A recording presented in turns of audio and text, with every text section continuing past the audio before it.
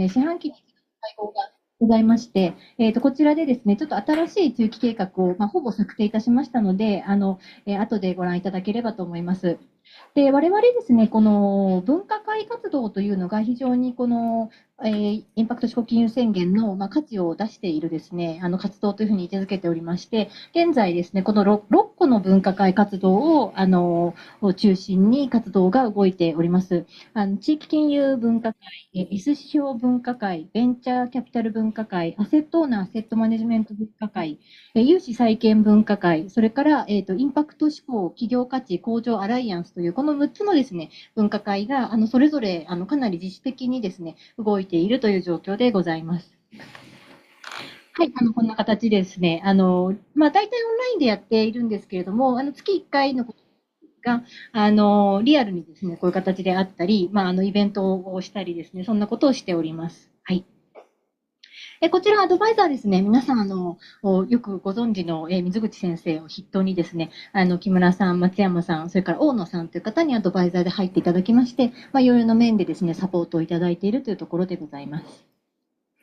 はい、こちらご覧いただきた今の現状のですね、シグネトリーですね、ロゴになっております。はい、I think that's the last slide. OK。インパクト志向金融宣言の解説はこれで終わりになりますので、ぜひですね、スペシャルゲストの来日されていただきました。ミスさん。Yeah, please. Good afternoon, everyone. Thank you so much for inviting me here, and it's such an honor to be here with the Japanese impact investing ecosystem. I think because this way I can see everyone better. I just want to thank Yuka and the IDFI team for hosting this joint event with us. It's been such an amazing collaboration, and also Masahiro from Glean Capital for connecting Japan IDFI and Impact Principles to organize this event together.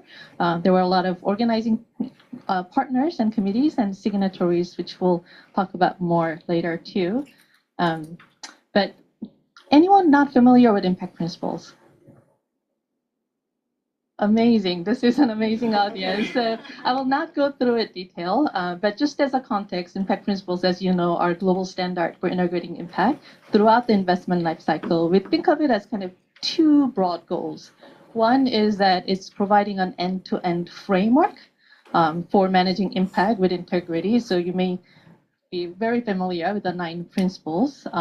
On the other hand, it's also promoting transparency and investor credibility in the market. So it really serves as something beyond framework, as a standard promoting market infrastructure for integrity. So I want to keep that in mind. So we think of our role as serving a critical market infrastructure for scaling with impact integrity. And that comes with not just individual adoption from investors, but it really requires broad adoption at a market level to serve as a market infrastructure. That's partially why we are here in Japan, because Japan is a growing impact investing ecosystem. Asia as a region is growing. For us to serve as a global standard, we really have to be in the global market. It can't just be a standard of many European and US-based stakeholders. You see in this map, we have about 187 signatories now. It's being added over time. That serves about 600 billion in impact assets. So it's a sizable share of the impact ecosystem, representing about 40 countries. I'm happy to report that Japan is actually the largest Asia-based signatory base. We have 8 signatories today. We have 8 signatories today. It's actually 5th largest country as a signatory base after US, UK, Switzerland, France, I believe. I don't know if I'm missing one more there. Same as Germany and Luxembourg, actually. We want that numbers to grow over time. Can I just recognize signatories who are in the room today? 8 Japanese signatories, if you're here, please reach out to them and ask any questions about being a signatory and the value of it. We also have, I think, a few global signatories with Asia presence who joined us today. I know Axion Impact Lab may be here, a few others. Can you just say who you're from? Schroders. Okay, amazing, right? Axion. Okay. Great. Thank you so much for being here and joining this Japanese impact investing ecosystem. We'll wait for the slides. think I remember what the next one is. So there. We wanted to kind of think about the agenda for this conversation today in a collaborative way. So we had some organizing calls with Yuka and Masahiro and some of the panel members and moderators that you will see later, and came up with 3 key, what we are calling a learning agenda that we will discuss today.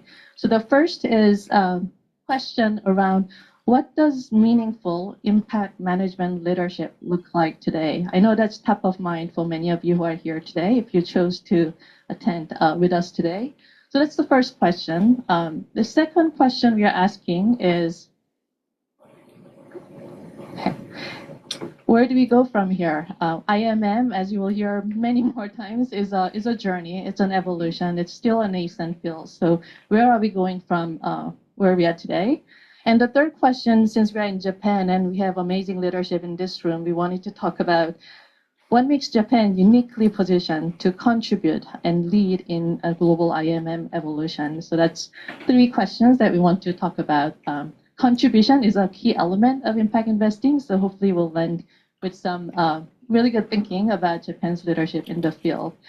So first, on global trend in IMM leadership, we wanted to talk at a very high level, and I would love to share some examples of what our signatories are doing in terms of their common and emerging practices. So just to highlight kind of 3 big picture ideas is that impact management is really moving from intentionality to integrity. And by integrity, we mean really translating intention in strategic impact objectives to embedding it throughout the investment life cycle. So there's a real discipline in how you are translating objectives to impact outcomes, and that you're doing it in a way that's transparent for the market. So whether it's disclosures or verifications and how you communicate with investors, that you're upholding transparency so that there's an integrity in impact management practice. The second piece is measurement to management. There's so much focus in measurement, and I think sometimes we overlook the second M of the IMM, that measurement is not for measurement's sake, that it is really meant to inform better decision-making and learning actions to improve over time. So really kind of focusing on using data and stakeholder feedback to improve outcomes through active management in whatever asset classes that you are working in. So a lot of focus on management is a trend that we are happy to see. Another key element, especially as the market is mainstreaming, is going from bespoke, a lot of fragmented frameworks and standards out there to convergence on standards, not to oversimplified. There's a lot of debate and conversations about how do we have both standardization and flexibility, but the market needs standardization for us to have efficiency in both information flow and decision making and collaborations. So those are some big threads that we want to think about today. And as we kind of look at the evolution of IMM, we are increasingly recognizing the role of LPs in setting expectations, signaling the importance of IMM, and incentivizing that IMM is not just a voluntary optional thing that GPs do, but it is something that LPs look to with accountability to make sure that investments are leading to impact outcomes. And that cannot take place in the market unless there's a clear expectation from the LPs that's set at a market level. So impact principles, as well as I think many other field builders and stakeholders are listening to GPs, saying that we need LP support for IMM, and also seeing a huge need in the market for LPs awareness and support for not just kind of impact management and measurement, but really thinking about how do we support integrity in the market? How do we think about management for improvement? And how do we think about supporting convergence of standards so we can have a more efficient market system for IMM? With that, some big picture ideas. We wanted to share as a resource what we are calling common and emerging practices. So impact principles were launched in 2019, and there have been probably about 500 plus, almost 600 disclosures over the course of time. Our signatories have to publish disclosure statement every year since becoming a signatory. And that knowledge is just sitting on our website, published disclosures. And what we wanted to do is curate that information into a useful and practical knowledge for the field. So we've been working on translating all of those information into principle by principle resources for the field in what we are calling common and emerging and nascent practices. So in there, you'll see some challenges and observations from Secretariat's perspective, as well as many spotlights of signatory practices. So many of you have been featured in that report, and I hope you'll visit our website. It's a work in progress, and we welcome feedback as well. Just highlighting some of the common practices, because I think that really represents where the market is today from a little bit more committed and advanced practitioners of IMM, which the signatories represent. I skipped the most obvious things, right? Using SDGs, having an impact objectives. Those are really table stakes. I think the market recognizes as a common practice. For sake of learning, I wanted to kind of get into what's new common practices. So these are some things that I've captured. I will not go into all of the details. Some of it may be surprising, others may be pretty straightforward. But theory of change, I think you've all heard about theory of change now. So majority of our signatories are using theory of change to really build rigor in their impact framework and have strategic clarity. And they're doing it not just at investment level, they're doing it at a fund level, strategy level, portfolio level, and some of them at a system level. And you see theory of change used across the investment lifecycle, not just at the strategy stage. So that's a new trend that's exciting for us to watch. Portfolio level impact management, that we are not managing investment by investments, but having really institutionalized systems and process to manage impact at a portfolio level. This may be surprising. I think this is one of the areas that was kind of lower in implementation in Japan. Aligning staff incentives with impact for our signatories, over 60% are actually implementing it. It's not all carry and bonus. Some of it is performance evaluation, but that's becoming more table stakes, which is exciting.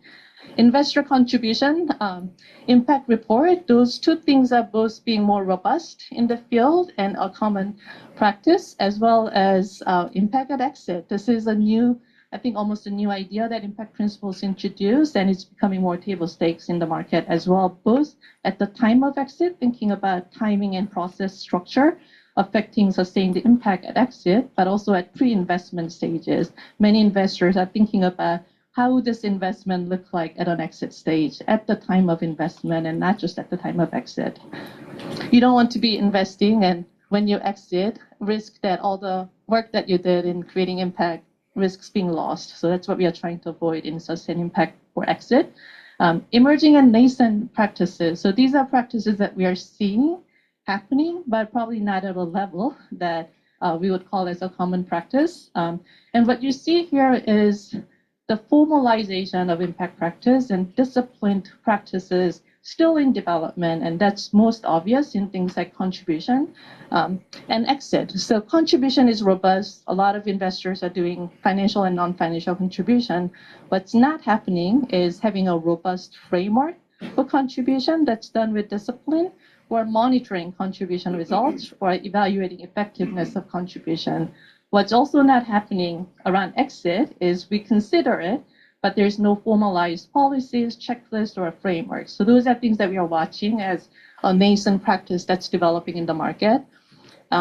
Probably the most important area for us to think about here is review and learning. As a field, we are learning, still learning how to review and learn. And this is most obvious in thinking about independent evaluation and studies. Not enough investors are looking at unintended consequences, so you see very low number of teams there. Not getting enough customer feedback and stakeholder feedback there, and very few looking at outcome level data or looking at benchmarking their performance against peers. So these are all areas that's lacking or still in development in the field that all of us need to work on. And all of this, I think most prominent challenges in the market, as you recognize, is not an individual investor effort. These are things that the field need to collaborate to really think about how do we elevate impact practice as a field together, and oftentimes build a market infrastructure that will enable it to happen. So just to capture a few things here, where do we go from here? So reporting, often we think of it as a compliance, and I think in the afternoon there's a robust conversation happening about reporting norms, but really thinking about reporting not as a compliance retrospective exercise, but a useful information that can help forward-looking decision-making and a process for learning and a foundation for conversations between LPs and GPs and investees. So going from reporting to learning and improving, I think that's really next frontier for IMM. Going from outputs to outcomes, we can have a lot of counting widgets, and at the end of the day, the people's lives and environment not really changing their outcomes. And some of these take long time, and a lot of our reporting cycles are very short term. So as a system, how do we think about long-term outcomes, things that are indirect and systematic and difficult to track, but how do we learn to really look at outcome level impact data? And to do that, the challenges that we are trying to address are complex. The root causes are complex. Any one investor probably can't make a lot of dent in moving the needle in those challenges. So how do we think about going beyond our own portfolio individual impact to system level impact? How do we think about it from strategy and theory of change level to tracking it and collaborating and really getting to system level outcomes? So what does it take? What should IMM look like for us to be able to think at system level and on outcome level? The other element of this is to enable all of this to happen. We want institutions to get better at IMM and have processes and systems. That's a foundation. But we want market to have the systems and infrastructure so that individual investors can work that much better within the system that's coherent, efficient, and there's a good information flow. So thinking about how do we collectively build a market infrastructure that make the whole impact investing field work better and get better at outcomes is something that we are thinking about as the next frontier for IMM. And lastly, all of this is hard to do with just a GP-led voluntary IMM effort. We think there's an opportunity, and especially as the market mainstreams, an urgency to really think about how do we build LPs' expectations and accountability for GPs in IMM and do it in a way that's coherent and consistent so GPs are not responding to different requests from LPs in every possible way. So norms and standards and practices are ways to think about getting there, but a lot of innovation needed there. So I'm going to try to go quickly. Japan's potential leadership. I'm not going to pretend that I know a lot about Japan's impact investing ecosystem. So this is just a very brief outside-in observations from what I've read, heard from our signatories. This is my first time to Japan. I hope to be here more often and talk to many of the stakeholders. But just what we are excited from outside, from global perspective in looking at Japan, I think there's some really unique characteristics. Correct me if I'm wrong, and I would love the panel to talk about it a little bit more later too. But what's exciting in Japan is from top-down government leadership to macro and micro level, there's real cross-sector mobilization for impact economy and ecosystem. And I think that's quite unique and advanced for Japan. Institutional depth, I think I'm not the only one who's excited about many of the pensions and insurances in Japan with the scale coming into impact investing system, and depth of institutional capital and their long-term orientation is something that's exciting for the global impact investing field, as well as I'm sure the local impact investing community. How do we think about diverse impact asset classes? It's something that we see a lot in our signatory community. Many signatories are expanding their asset classes. In Japan, I've been kind of quite struck by, starting with listed equities, a lot of VC communities, things that are less common in global impact invest system. Japan seems to be robust in those asset classes. And then societal value of continuous improvement, it seems built in to how Japan society works and business works, and stakeholder capitalism, which is so core to impact investing values, seems to be core to Japan as a society already. I hope I captured those things correct. And so what does that mean for Japan's potential leadership? It's well poised to really think at systems level and taking a holistic approach. And I think Japan is also very good at thinking global, taking that orientation, learning from best practices, but really looking at local lens, because you can and you should, and you're a big enough economy to really kind of take advantage of that. modeling LP leadership. We will be really excited to see Japan's LP community taking leadership in driving what IMM could look like in the global market with all of your learning that's taking place today. And support market infrastructure as well, because it will serve both Japan and global impact ecosystem. Advancing impact strategies and products for scale and innovation. It's already happening in Japan, and the global community would benefit from Japan's innovation. And lastly, really thinking about impact-led value creation. I've heard this a lot from Japanese both signatories and other stakeholders, even before my head of secretariat days. Japan is keen on really seeing kind of impact and financial relationship and how impact might drive value for companies and investors and the economy. So I would love to see, I think we would all love to see excellence in IMM take root in Japan and really drive the global conversations about IMM. I'll say very shyly that I remember learning about Toyota production system as a management consultant and business student. Think of, something like that in IMM. Could Japan drive in really thinking about next level of IMM efficiency and IMM true value created through Japan's leadership. I just want to acknowledge some of the leadership that's already taking place. In looking at our signatory practices, that we were able to highlight CFIC, how you're looking at systems change in your theory of change in Principle 1. SIF really taking global frameworks and putting a local context to your portfolio management. And Capital Medica really looking at impact IPOs. And Shinsei, it's going through approval, so I hope it's okay we put it in there right now, but providing hands-on support to VCs and startups, leveraging your corporate capital, which is a key value of the corporate impact investors. So there's really strong examples already in Japan, and we'd love to see more of that. So just to end my speech here, I think the format's messed up here. So just to conclude, as we wrap up and move into panel, thinking about the leadership, and it's for everyone. There's multi-stakeholder leadership. It's not just LPs. It's not just GPs. It's the whole ecosystem that can take on leadership.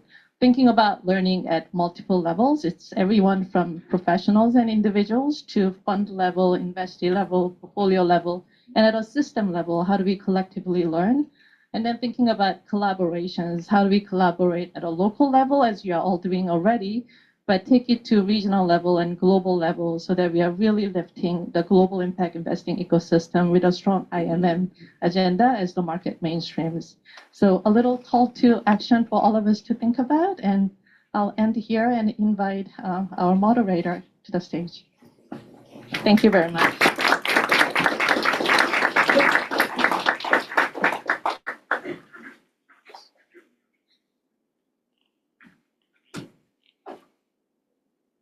スピーカーの皆さんどうぞ前お願いします。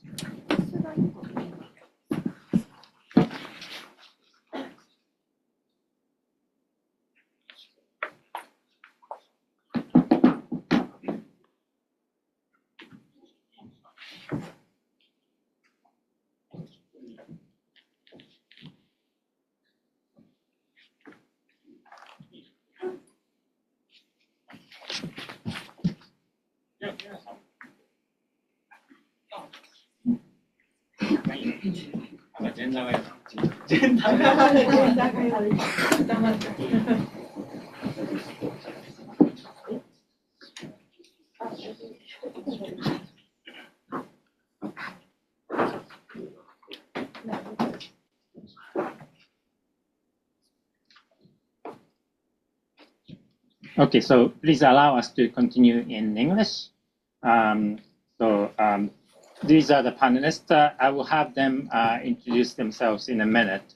But thank you, Johi, for your concise and very punchy snapshot of the state of IMM. And also, towards the end, your expectation or anticipation for Japan's leadership, which I think we would like to have all the panelists respond.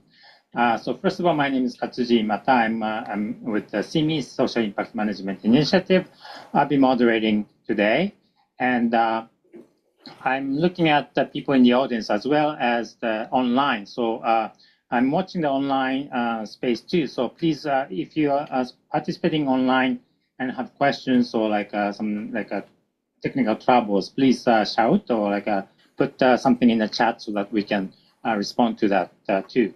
Okay, so this session is up to 1:30, so we have about an hour for the panel discussion and the Q&A with the floor.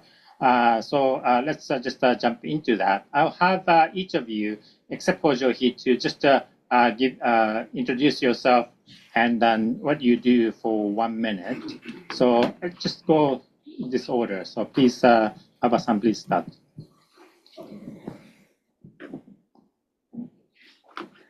Hi, good afternoon, everyone. I'm Chihiro Baba from Impact Business Development Office of Smith Trust Bank.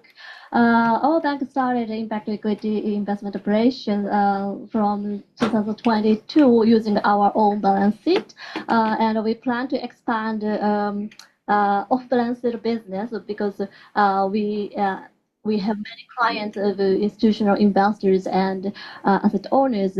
And currently, we do both direct investment in a venture company and project, and also fund investment. And we invest equities except for public equities, both in Japan and overseas. And should we mention about this? Whether signature or not. Okay. And we are not a signatory of impact principles at this moment, but we really respect the concept of or philosophy of the principles. So actually, so our own IMM has developed based on that principle, and we got a review from Bloomberg.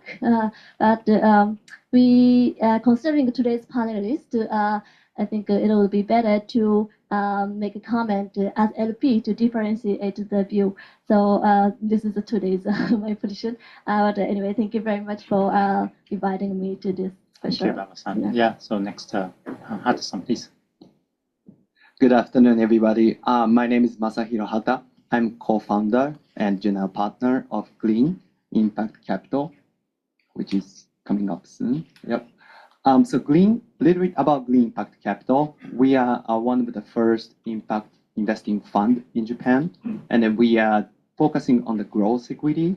So typically Series B and beyond startups. We have 3 impact themes broadly. The one as shown in the top right side. So 1 is climate change and environment, and 2, healthcare, and then 3, inclusivity, which might be less common, to you, but which includes kind of social issues like aging society, regional development, and then DEI, those kind of things.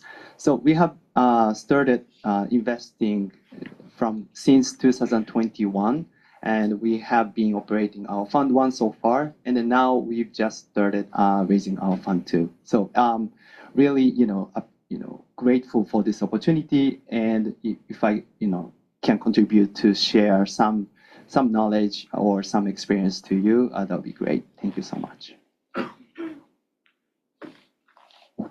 Hi, good afternoon. I'm Shoji Kinyasu from NUG Bank. I'm so happy as I can see so many familiar faces here, and so I'd like to introduce ourselves. MUFG Bank, we became signatories of Open Principles in 2021.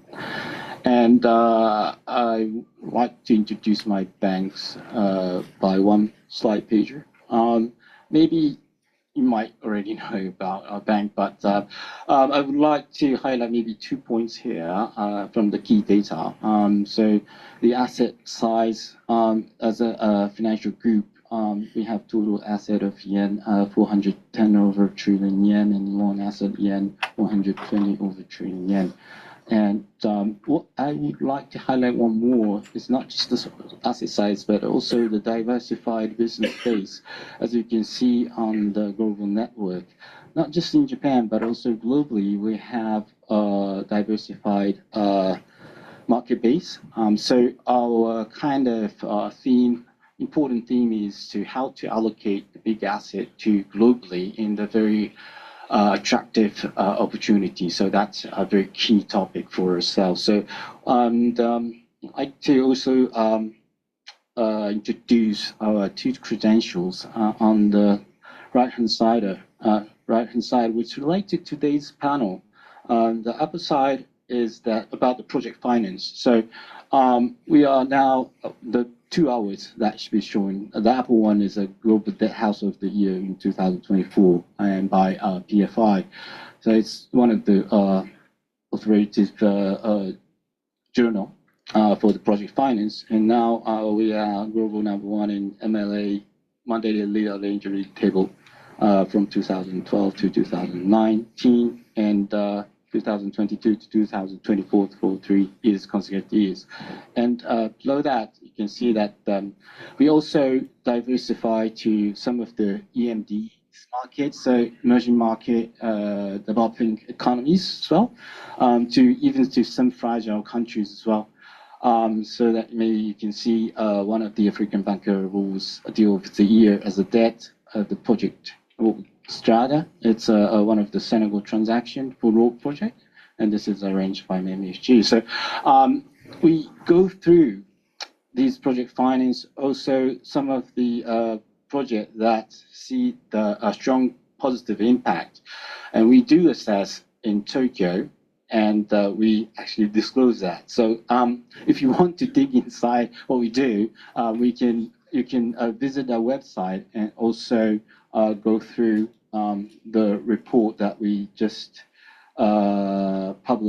published in April. So left-hand side is equity principles. There are the 310 principles, 130 signatures there, and right-hand side, 9 principles, 187 signatures. I think Johnny just mentioned about. So you can go inside and look at what we do, and we have 3 members from my team today. Maki and Mayuko and Kyoko. So Kyoko was in charge for this reporting. And the Senegal transaction, the project started. So Maki and actually Mayuko has visited 2 times in Senegal to actually inspect the transaction and see how the project is going on. So I'm very happy. I forgot to say grateful thank you to Jahi and also Ima-san. Thank you very much. IDFI and Secretariat of him. Thank you very much. Thank you for all of you for your self-introduction. Johi presented like 3 learning questions for today, and those are the questions that we're going to try to handle in this panel session too. First, about the global trends and then adoption of IMM by Japanese institutions. For that question, I'd like to ask Hata-san and Kinuga-san about your practice, about and then evolution or development of IMM practices by by not just yourself, but institutions of your asset class, and how do you see that happening? If you have any reactions to what Johi spoke about earlier today, and then why did you decide to become signatories of the impact principles along the way? Okay, Hata-san. Thank you. So the 2 questions. For the first question, like both questions are heavy, but the first question I try to be concise. I saw in the New Frontier slide, the system change things. That's actually becoming a thing, not only for VC, but for all asset class, not only in Japan but globally. Specifically in VC space as well. So far, we've been focusing on the portfolio company level or portfolio level of impact more. So we more focus on IMM for each company, and the connection between business and impact for specific business. And then we kind of added those impact and show as our impact from the fund. So that was the kind of practice for many players in the space as well. now we face some questions like, but the society became better, environment became better, and then many of you here also have that question in your mind, and that's why we are kind of shifting, our interest into these systems change investing, and then that's something venture capital space is starting tackling as well. As we saw in the Juhi's slide, CFIC is already, have done some system map, and then they are trying to tackle.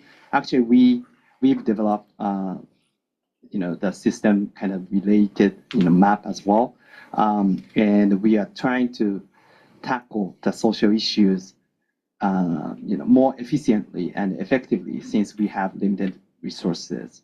So that's something I'm seeing, in recent space. And then for the second question, I try to be concise, but I can say the 4 benefits of becoming signatories. And then one is actually, checking alignment with the global standard about IMM and improving IMM operations. That's one. It's very obvious, but by becoming signatory, it's required to make a self-assessment each year and publish disclosure statement. And each 2 to 3 years, we have a third-party verification about the process. And those processes, give us what we are doing well and what we can improve. And those learnings, keep us, continuing improving our, IMM process. So that's one. And then 2, enhancing transparency, credibility, and easy to explain to the third party about our impact. So that's the kind of second merit. As shown in the slide as well, following the structured and well-known standard, you can, explain your impact thesis or your impact pathway very clearly to third party, since we have common language and, share common understanding. So that's 2. The 3, it's a similar but signal strong commitment to impact. That's the 3rd point. That, committing time and resources to, periodically monitor IMM process, that could, that's actually, required us to some extra work. But that also shows a strong commitment to impact. So and then that could positively influence the fundraising activities. So that's kind of 3rd benefit. And the 4th, last but not least, access to global networks and up-to-date, kind of market insights. That was shown a lot in the slide. The impact principles had a lot of signatories, and they have a lot of data about IMM practices, best practices, emerging practices. And also, if you visit their website, you can find tons of disclosure statements. And there are a lot to learn there. And it's surprisingly, free to access. So, you can learn a lot. And also, they have a lot of webinars and luncheon sessions to get to know the global leaders in impacting investing space. So this space is still developing, and so keeping yourself up to date to the global standard would be very beneficial. So that's the kind of 4th one. So yeah, sorry, I speak too much, but those are the benefits as a signatory. Thank you very much, Hata-san. So the same question as Kinuga-san. First, what do you see happening around the impact IMM practices around yourselves? And then, number 2, why did you decide to become a signatory? Okay, I'll start answering from the second question because Masahiro answered like full benefits. I have to think about 5 benefits during thinking about. Okay, the second question, why I actually MHG became signatory of him. Well, We signed in 2021, and that was the time when MUFG Bank actually announced the carbon neutral declaration public, and also we became one of the first bank to sign the NZBA. So in MUFG, ESG, sustainability, what kind of momentum was stronger than ever. So that was quite natural to sign the impact principles. It was, I think it was the right timing. However, I'll maybe touch later. That's the timing where our kind of tough story started in terms of impact studies. So I'll mention about that later, honestly. But that's the reason we signed. And how this IMM kind of is evolving and how, you know, we benefit from being the open impact principle signatories is that, well, as I showed in the slide, we have some deals where we collaborate with MDBs, DFIs. One of the transactions I show, Project Sarah, we collaborate with UCAF, that's ACA in UK, as you know. And they have a very serious consideration and impact. Of course, that's the reason they exist, maybe.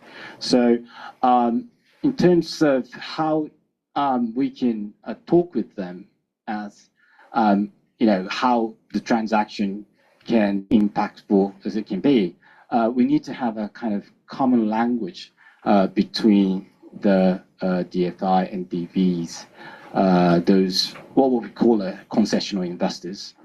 So it was kind of a breakthrough when we wanted to concentrate in the brand finance, because this is a very easiest common language we can use.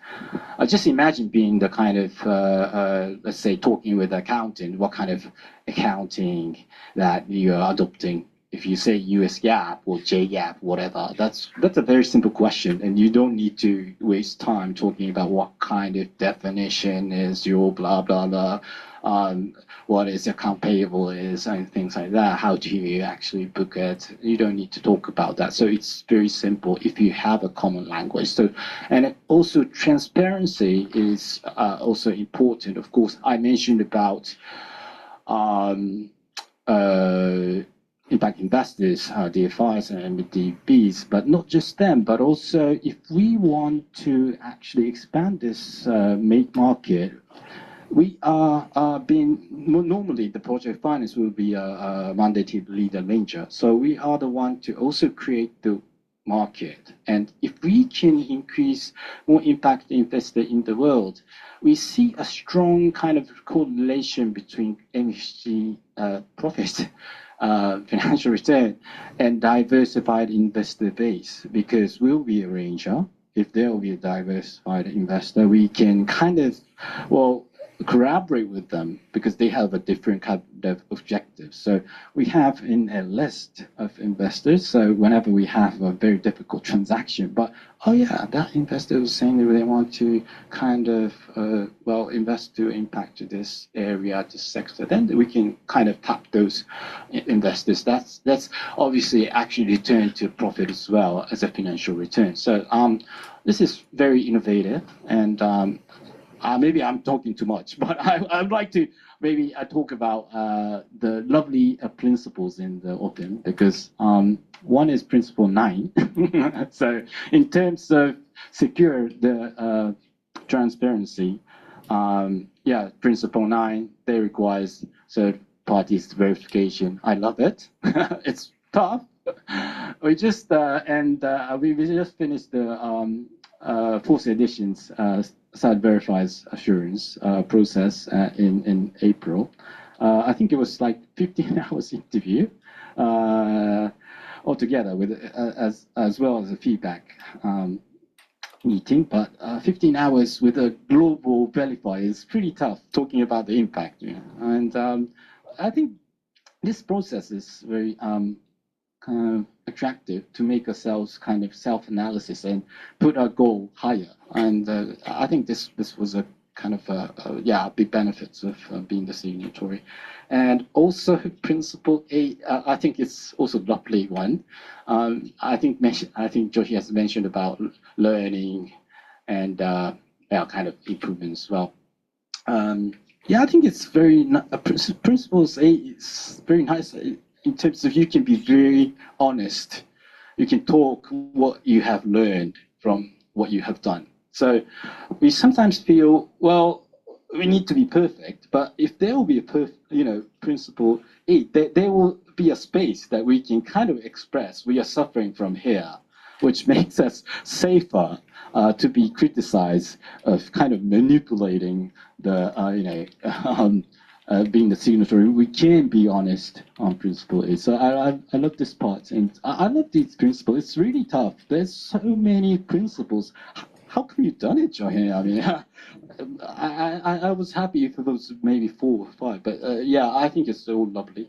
So I think it's there's benefits. I think I echo with the Masahiro's comments. Yeah, thank you. Okay, thank you, Masa-san. Now I'd like to turn to Baba-san and have you talk a little bit about your observations about like your GPs or like others really trying to adopt IMM principles and practice, and how do you see that evolution happening? Yeah, first of all, whether signatory or not is not a condition of our investment. So rather than that, we more respect actual IMM system through our due diligence process. And for that process, we use the concept of impact principles and assess what extent the fund is aligned with the concept of the impact principles. So the purpose of that process is to, of course, to identify the, how those GPs can materialize the actual impact, and also, identify the space that we may support them. So actually, when we discuss the GPs, most of them have not yet developed sophisticated or beautiful IMM. But if they have an intention to, improve their IMM system, we are happy to support them. So such type of the discussion can be happened by using the impact principles structures. So and the reason why we love this concept is to cover the whole point to be considered across investment life cycles.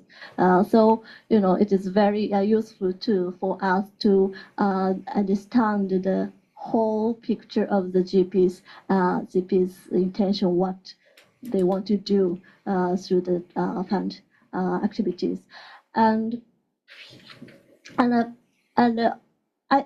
as I mentioned, we don't make a condition whether it's or not, but definitely if the GPs is signer of the impact principles, our due diligence process can be done very effectively and efficiently. So as an initial step of our due diligence, we go to the web page of impact principles and check whether this GP is a signatory or not. And if GP is a signatory, so we can see the disclosure statement to understand the whole system of their IMM. So most of what we want to know is covered in that document. So it is very, very helpful too for us.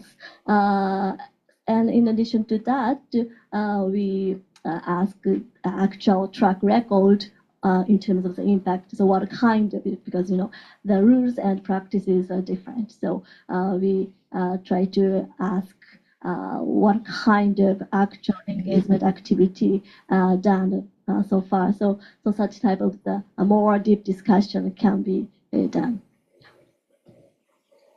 And thank you, Baba. Now I'd like to turn to Johi, to see if you have any reactions to what the panelists had to say about the benefits of becoming a signatory. Is this very fine? This is fine, thank you. Or would you like to add something that you might have seen from other places as additional benefits they haven't really talked about, or something related to that?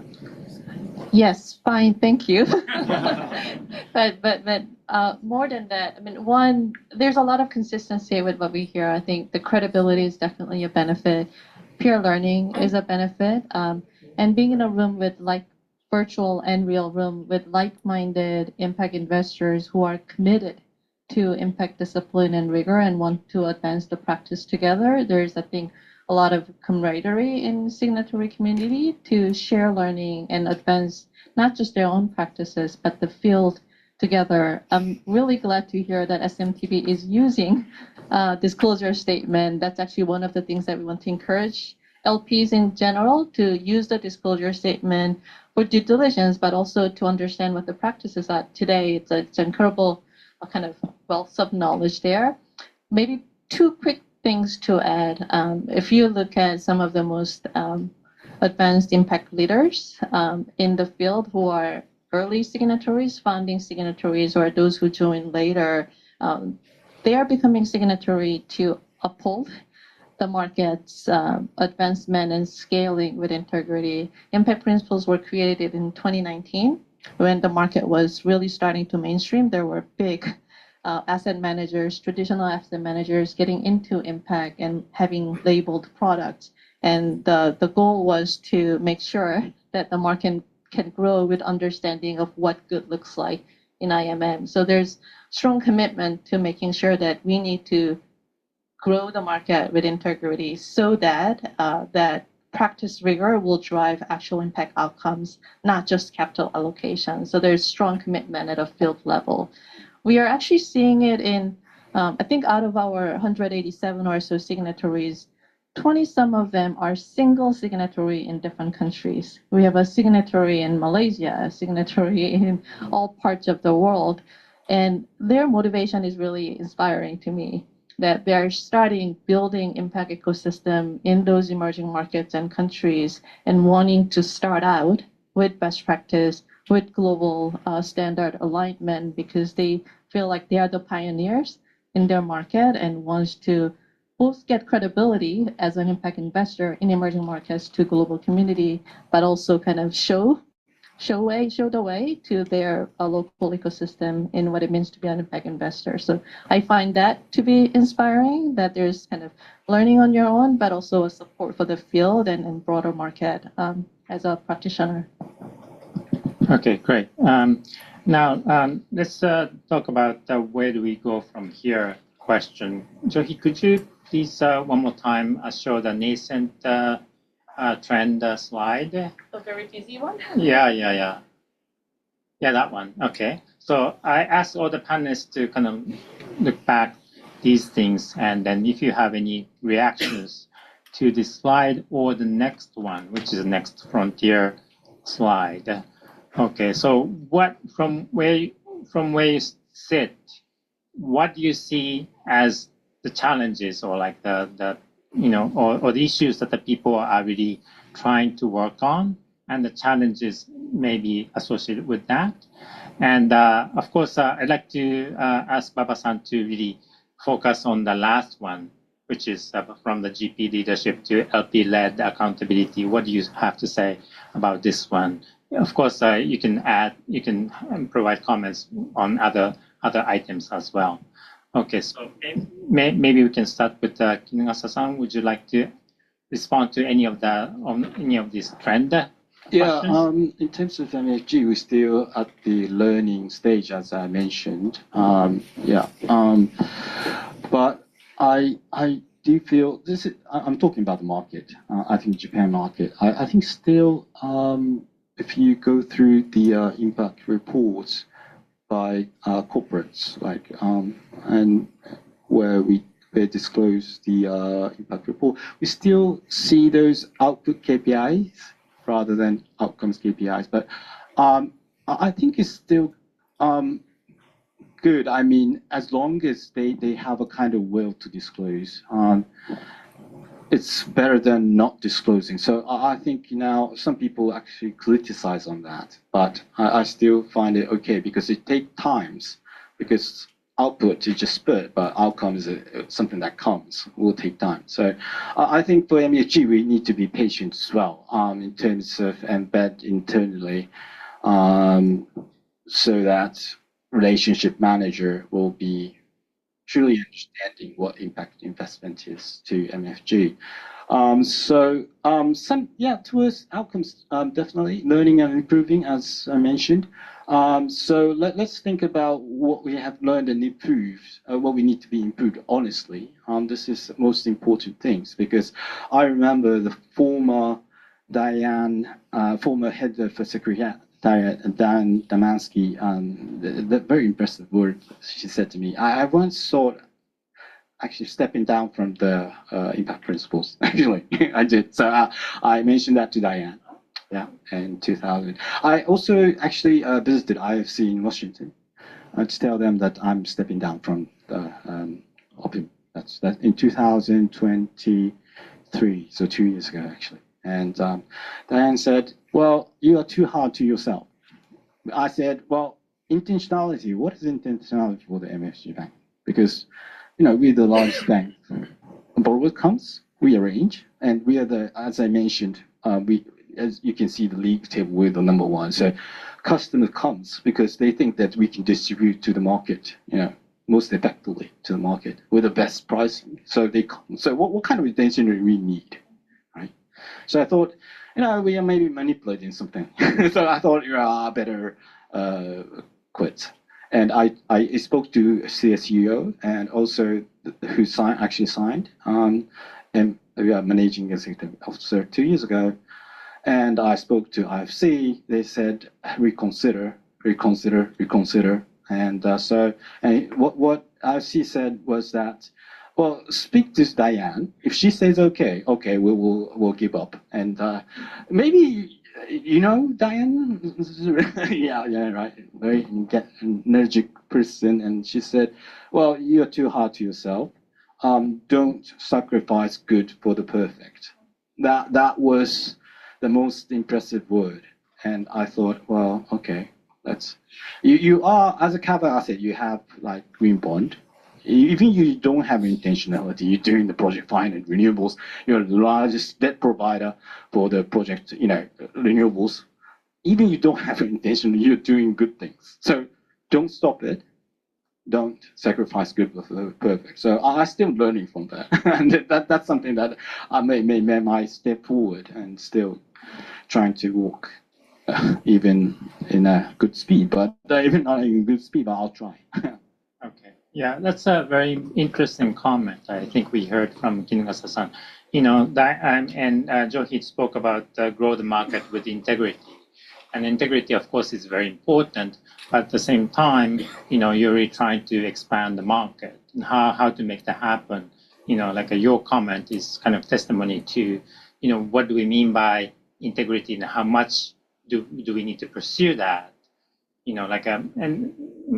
Hata-san talked about the signaling effect of becoming a symmetry. And if that's the case, that may be more, I don't know if it's not a more or less question, but that's as important as, really true, very, very true to the integrity question too. So, but you might have reaction to this. I'd like to hear later. So Hata-san, I'd like to come to you. You mentioned a little bit about the system level impact too, but if you like to expand on that, fine. But if you'd like to touch on the other points, that's fine too. Sure, thank you. So I thought I found the word like fragmentation to convergence. That's the kind of global trend. And then I want to make a comment on that point. So the last in-person luncheon session I attended in person, I think that was last year. And there were a lot of global leading impact investors, and they were talking about this topic, actually. And that was a really hot topic. And then apparently what was happening so far was each investor has their own view to analyze impact, even for the same company.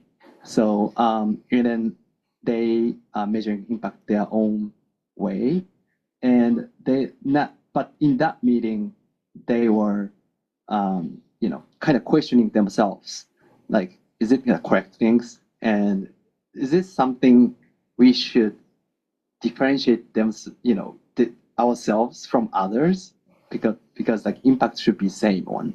So that was the kind of conversation I faced in that meeting, and the consensus I felt in that meeting was the more deeper peer learning would start to kind of converge what should be considered impact for this specific company, and what could be the KPI for that. So, and that could, improve and, develop this impact investing ecosystem a lot, because that could give us more clarity on the methodology, IMM methodology. Of course, we cannot, go far away, setting up one KPI which is very general and not, hitting the core of the business. But if we can find a good balance between convergence and still hitting the point, then that would be the good win for the ecosystem. And of course, and then Japanese venture capital ecosystem as well. There are only few players actually doing impact investing, and many are learning or considering starting at this moment. And then one of the reasons they are still hesitating is a little bit unclear for them, like what they should do, or what.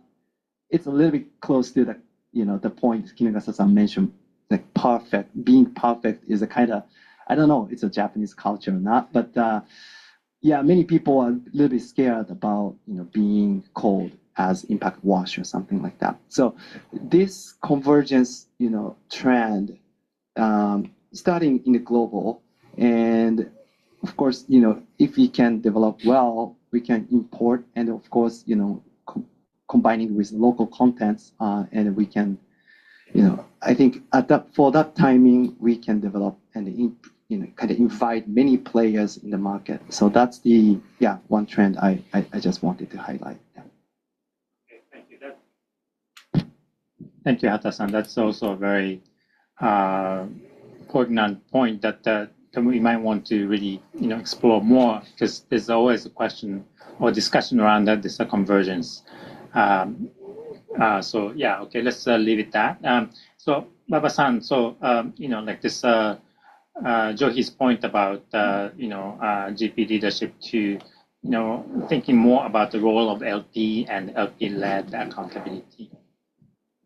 Yeah, as requested, I would like make a comment on that last point. I think I expect the GP and LP's collaboration should be more strengthened. So actually, so the different actors have a different role, and GP is of course the core of the players to support the actual impact for investing capital portfolio companies. But I think LP also have some potential to support those GP's activity or portfolio companies' business. For example, we are a banking institution, so we have a lot of corporate clients as a customer, and so we try to connect between the deep tech companies to our existing corporate clients, because they can be an off-taker of those new technologies, which can expand the portfolio companies' business. So such type of collaborations will be more highlighted or strengthened. The system level change can be also happened. So otherwise, the each investment or each activity can only be a point, so and it cannot be expanded as a as a wide spaces. So GP and LP also has to think what we can contribute to GP's activities. So yeah, and this is our challenges, but we like to seek those possibilities. Okay, that's a very interesting point too. We'd like to explore, but since we don't have a lot of time left, I'd like to, before ending the panel, I'd like to have you respond to the points that Johi spoke about around Japan's potential leadership. Could you put up the slide, please? So this is kind of expectations, or like what maybe from outside Japan, Japan's market growth can be observed, and then what kind of contribution Japan can make to the global market growth. Any reactions? Quick reactions. We don't have a lot of time, so any quick reactions that you would like to make? So whoever is ready.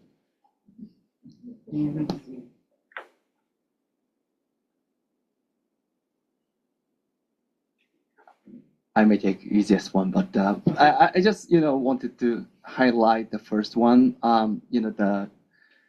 think the uniqueness of Japan is the public-private collaboration, as we see in the Impact Consortium, and also a lot of peer learnings happening, like IDFI, and many. They are very each player are very transparent to each other. And I didn't see this level of kind of sharing of IMM practices or processes. I didn't see it in overseas, actually, outside of Japan.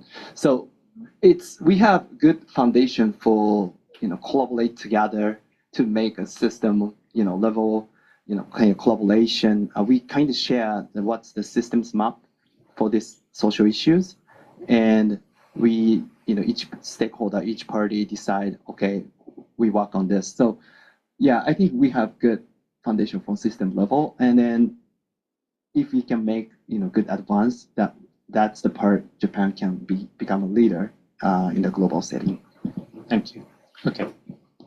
I'll take the system level perspective. I think Japan. I've spoken about global, cross-border syndication, cross-border transaction, but I think Japan has a strong FI base in kind of localization, especially if you just imagine the jigin in Japan. So I think there's 110 trillion maybe. It's a regional bank. It's a community-based localized bank, and I think it's not inconsistent with our history after the post-war that we had to start our kind of reconstruction of the country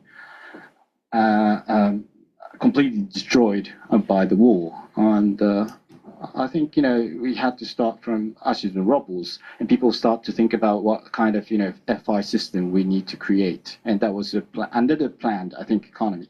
It started and by maybe Goso Sentan Hoshiki, maybe the convoy system of the strong government lead, especially on Ministry of Finance. But how we generated in this indirect FI market in Japan is something that we can think of, because I think, like I don't know, Gunma Bank, they are in the Gunma prefecture.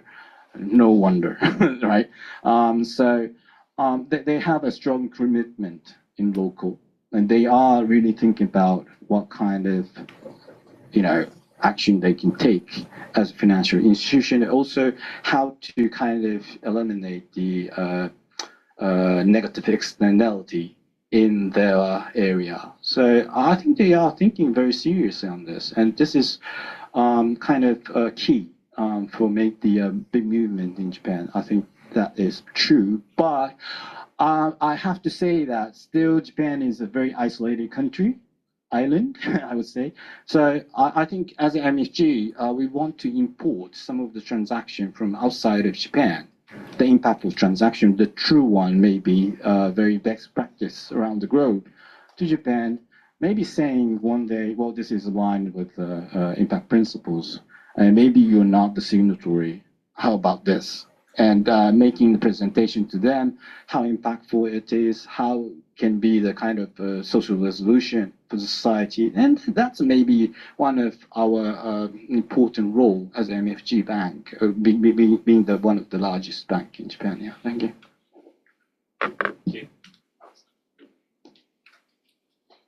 Yeah, similar to Kinagasan's point, I think there are lots of good practices happen in Japan, but regardless, they call it impact investing or not. So, so I think we should more disclose the actual activity or the trial or practices to the global stages. So, and I think we don't need to stick to the best practices. So, we all, even in the global levels, we all are still trying stages. So, any practices can provide some of the, foundings. So, provide some findings to the rest of the people. So, the first collect the many practices, and then we try to disclose and ask, and also discuss what we are now in the challenging and what we would like to,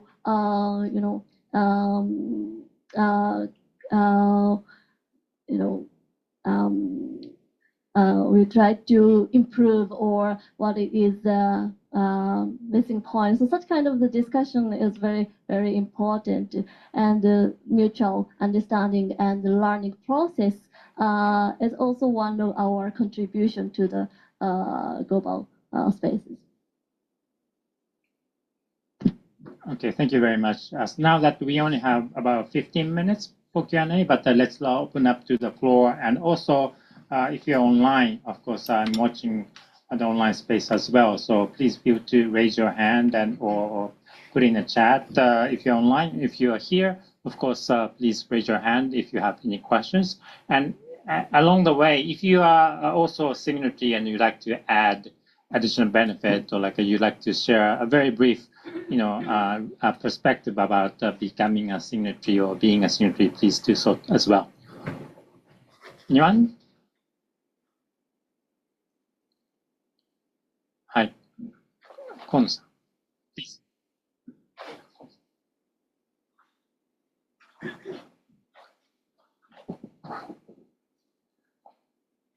Thank you very much. Please state your name, please. Okay, my name is Satoko from Arun. We are doing impact investing mainly in Asia.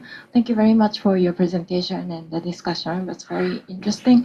I was particularly interested in the discussion about the convergence from fragmentation to convergence. I think it's a trend, and it's a good trend we are looking at. At the same time, I wanted to highlight some of the issue that Masa-san mentioned, that when we look at the system change, then we see lots of things in conjunction or in between. And for example, one thing is between the social impact and the environmental impact. Like in Japan, there is a Satoyama, the cultivated land and the forest near the village, which has a lot of impact towards the environment as well as society and the human being.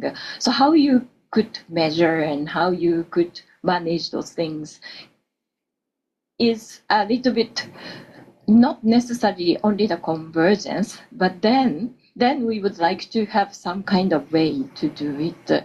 I think I want to ask you, how do you deal with these issues? And maybe I would like to comment that this is especially very important in Japanese setting. So if this is the good agenda, then this can be a uniqueness and unique point that Japan can offer to the global impact investing field. Thank you. Okay, I'd like to turn to Johi first. To maybe clarify what you mean by fragmentation to convergence first, and then maybe what Kono-san is talking about is really about next frontiers. How do you do consistent measuring when we're dealing with like system level change? It's a big question, so I'll try to answer to the best ability. I think the idea of convergence does not mean uniform, I would say. I think start with that. The fragmentation has a component of being flexible and meeting the unique needs of every investor and investee. And that's not bad, right? Like to meet the unique need. But when we are creating, and I think that was true in the very early stages of the impact investing market, but when it is becoming a market and a system, and when you are growing, when there's no common language, it's hard to get to a large scale impact and to communicate across actors, across impact themes, and across different stakeholders. So I think convergence is speaking to what's a shared language and framework and vision for what it could look like that helps to define, name, and align our efforts. With that, I think a key component of convergence is both having flexibility and contextualization and supporting what's called interoperability. So you can actually end up with fragmented standardization, right? When you have different standards all having its own framework that don't speak to each other. So making sure that different standards and frameworks are working together. For example, 5 dimensions of impact. We look at it from impact principles and how the 5 dimensions use of it fits into different stages of the impact principles, where IRIS Plus, for example, metrics are used in the impact principles. And I think you may see the same with Equator principles and other things. The issue of, I think, social and environmental challenge, I think that's exactly the need for system level understanding and impact, and look at how the issues collide and also how the contributions can be aligned to work together. I think efforts like Just Transition is a great example of combining social and environmental issues, and the work is happening there. The key is to build that into theory of change, that your theory of change is not narrowly defined in looking at one issue, but looking at kind of under the hood, what's the complexity of the issues that we need to look at. And the other aspect of impact principles that's valuable is negative impact, right? Principle 5, negative impact, and unintended consequences. I think that's where we speak to, if you are trying to improve, I don't know, social outcome, housing, but as a result of that, it led to gentrification or, neighborhoods being displaced, then you haven't solved the problem. So looking at those unintended consequences is part of that too. I may not have answered it very well, but hopefully that did. Well, you did. But would you like to add anything to? Yeah. Yes. So the Kono-san's question about I think I understood the kind of example Satoyama is asking about the scope or area of like how granular the system should be, and that what level of granularity you should consider. Like that's the kind of, I think, the question you asked. And then when we developed the systems map by ourselves, like this last half year or something like that, that was one of the most difficult point we faced, because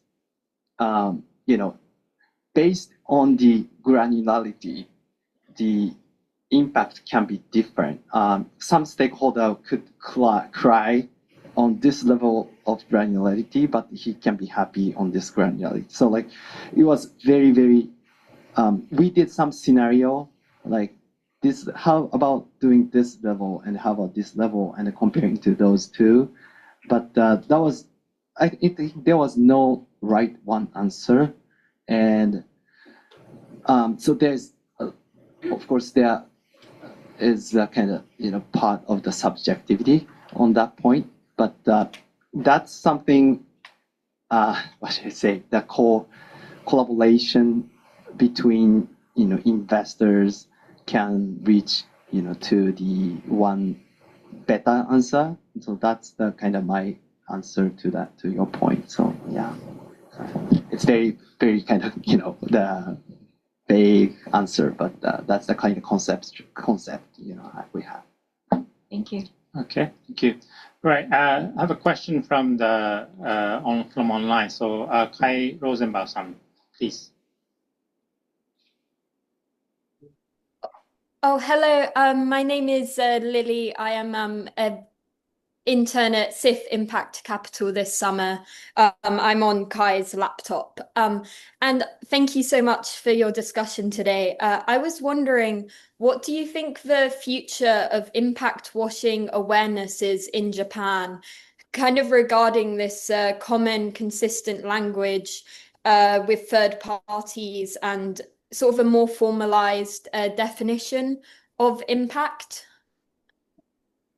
Thank you. Okay, who would like to answer this question, about impact washing? Yeah, go ahead. I was thinking maybe you have an answer because you're the expert on this issue.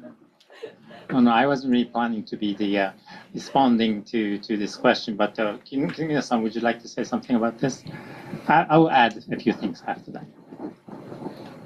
Yes, I think I mentioned I once thought of stepping down from principles. That's the reason. The reason I spoke to CSUO is that maybe this is regarded as impact washing. that was the reason, really. That was the reason, really. As I mentioned, intentionality. If you too hard on yourself, even intentionality is a very tricky word. It's not the intention; it's intentionality. So there need to be a projection, and there need to be a theory of change that need to be pretty clear to everybody, and but it don't have to be workable. That's my understanding. So impact wash, it's really a difficult question to answer, but I think it maybe correlates with the answer to convergence as well. Maybe I can talk about the experience in equilibrium principles. So equity principles, it's launched in 2003, so it's already 22 years. And there was always been a discussion among each region how stringent it could be. Maybe you can imagine the project finance space. You have to sacrifice sometimes the social part for the growth in the economy. So in some part of the countries, there are a lot of voices saying that this is too stringent. Are you saying this is rigorous? This is too stringent. This is not practical. I truly understand it needs to, those frameworks need to be holistic, but people say that it needs to be also pragmatic, right? To be viable. And it's always, there's a lot of discussion, and always secretariat and people from mostly from Europe say, well, we have to avoid downgrading and things like that. And how equilibrium principles actually tackles to this thing is that there is a kind of concept, and there is a rule that if it doesn't align with equilibrium principles, the EPFIs, the signatories don't actually lend the money. There is a kind of concept, but there's own discretionary that to provide the fund or not is their own decision by each EPFIs. So we do have some sort of space not to downgrade. So I think there is not perfection in the principles, and there won't be a perfect kind of conversions that put together altogether. I think that there need to be some room that, but I think not to be fragmentation, not making the downgrade. I think that's a kind of balance is always a key, and we need a discussion always and updated, and so that we don't be having a distance from the market, because if there will be a distance, that's it, washing maybe. So we have to see how far are we, and we have to keep on talking, because it's a market issue. It's not the kind of MFG solely think that this is right. No, we need to talk with the market, right? So this kind of assessment. Thank you very much, because this is one of the kind of fine tuning as well. Currently, I feel there is a risk by caring too much about the impact wash. If we care too much, we cannot do anything. We cannot move. And actually, impact is very subjective matter. So every people has a different image about the impact or impact investing, and there is no, definition, clear definition. So, and other sustainable finance, they have a very powerful, definition or framework to be applied, but the impact investing has not such type of the rules, which is I think a better point of the impact principles, impact investment with very flexibility. So, but so what we can do is to show our for each organization's concept clearly. So what do we recognize such type of the activity as an impact or as an impact investing? So such kind of effort can be the one of the way to avoid the impact wash. Yeah, I don't really have a lot to add, but I just like to concur with what Kinuga-san and Baba-san have to say. If you ask this question to 100 people, there'll be 100 different answers, I think. GSG a few years ago put forward a very nice diagram because the arrow is going side and then arrows going down. So you really need to go deep and then try to really have integrity in impact market to really, demonstrate the credibility. At the same time, you need to go, sideways, wider to really scale the market. Both are necessary, and both. So it's a balancing act, like Kinuga-san said. And maybe in different phases, there'll be different focus point on if you need to go wider now, or if you go to deeper now. It depends also on the players too. Who you ask, and then. So, but that's a very good question. Thank you very much. So now we are really running out of time. And 何ですかこれは宣伝してください。はい。So I think I'd like to give Johi a floor to give you, to have you say a few, final reflections about the session. But before that, so the senden here is there's a book that was out about a month ago, and then I went to Maruzen, and that was on a very, very prominent display. So I was very impressed. Even Maruzen carries think about the impact, financing market these days too. So if you haven't really seen it, please come forward or come to Ogasawa-san to really pick the flyer. Thank you very much. Sorry.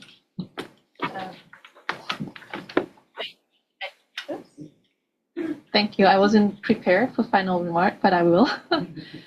One is, I think, just the seriousness of learning orientation in Japan's impact investing ecosystem is just inspiring. So I just want to acknowledge that and congratulate the IDFI and the ecosystem partners in enabling that environment of culture of learning as a community, because that's an amazing starting place to build on.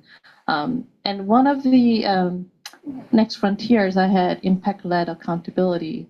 After listening to Baba-san, I think we can move to, maybe it's less just about accountability, but it's the LP-GP collaboration.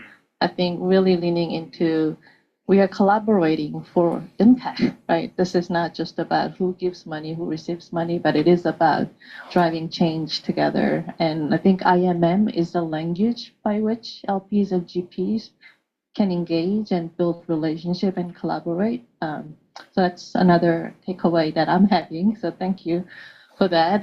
The last piece, I think, around impact washing, that's core to Impact Principles' mission. But something that we are learning is market has matured, market is evolving, and the idea of IMM and what integrity and rigor looks like has to evolve in a way that meets the needs of the market. And that doesn't mean lowering the bar, but what I'm seeing is the complexity of the market. A lot of the norms that were created with kind of private market lens, for example, private equity or private debt, looks very different for fixed income bonds and listed equities. And I think we are recognizing the specificity which that IMM needs to evolve to apply to different asset classes, different innovative strategies, and different kind of market contexts. So kind of building what does genuine, excellent IMM looks like in different strategies and contexts is where we need to kind of build more knowledge and expertise and collaboration. So I'm taking that away, and we can hopefully do that with the broader global practitioners in IMM. So thank you. Okay, thank you very much. And this session now is coming to an end. If you are here in the room, I think the next session is going to start at 2:30. Is that, if you are staying to that, I mean, we have time till then, so please feel free to get up and then do the networking. Johi, would you like to introduce Henry? Oh, okay. So Henry Veslich is my right-hand partner. He's our manager for signatory engagement and communications. If you're a signatory, you've heard from him a lot and engaged with him. If you're newer to the Impact Principles community, you can reach out to him for any questions or inquiries, or to me. We brought lots of business cards, so please feel free to grab us and ask for a card if you'd like. And would you like to say anything? This is his first time to Japan as well, and I'm sure he's had lots of fun. Yeah, nothing super specific to add, but yeah, super very interesting panel. Learned a lot from all four of you. And yeah, just to echo what Juhi said, I think what's been shared throughout this panel, the real commitment to both holding yourselves accountable, especially MUFG, but also holding each other accountable and learning together as a kind of collective market has been really inspiring.